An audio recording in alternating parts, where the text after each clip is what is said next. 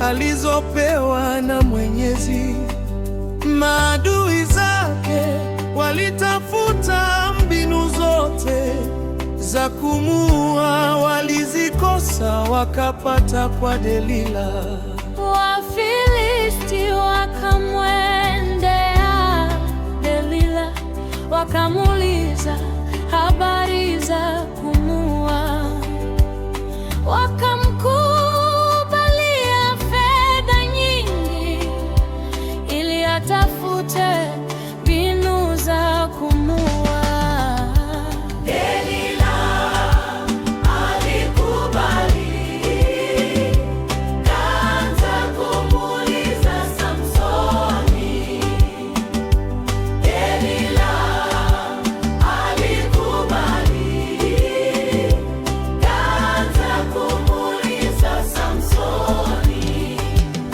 Kauliza Samsoni akibembelezwa kwamba, tafadhali niambie asili ya nguvu zako, tafadhali niambie asili ya nguvu zako. Samsoni akamwambia, wakinifunga kwa kamba 7 mbichi hazijakauka bado, hapo nitakuwa dhaifu kwa nguvu zangu. Wakuu wa Filisti wakamletea Delila kamba 7 mbichi, naye alimvizia akiwa amelela, akamfunga zile kamba. Basi alimshtua akimwambia kwamba Wafilisti wanakujia, naye alizikata zile kamba kama vile uzi wa pamba unavyokatika ukiguswa na moto. Delila Akamwambia, tazama, umenidhihaki, tafadhali niambie, waweza kufungwa na nini? nikifungwa kwa kamba ambazo ni bado mpya, ambazo hazijafunga kitu chochote, hapo nitakuwa dhaifu kwa nguvu zangu. Delila akachukua kamba 7 mpya, Akamfunga, alipomshtua tena Samsoni azikata zile kamba kama uzi.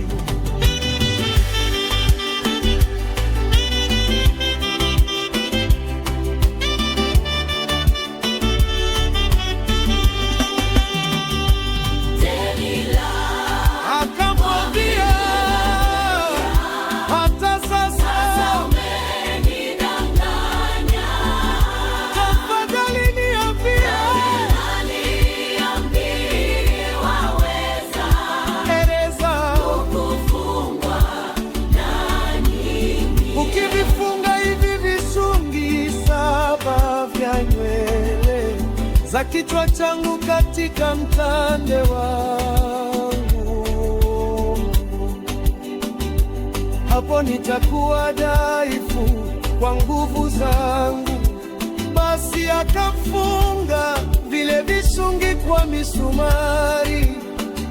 Alipomshtua tena, akang'oa ile misumari na ule mtande.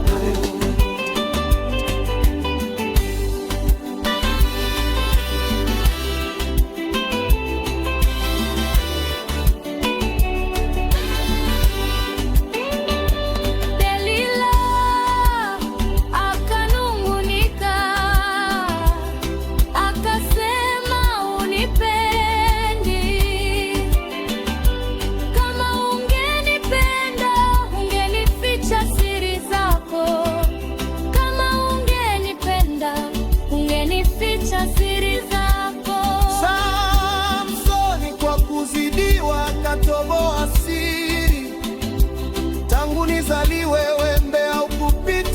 kichwani mwangu.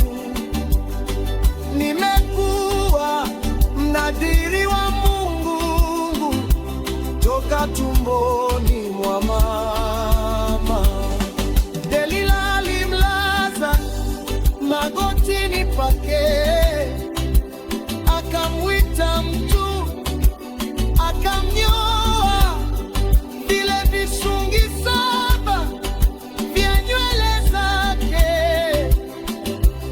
Alipomstua tena, akajikuta nguvu zimemwishia. Wafilisti wakamkamata, wakamtoa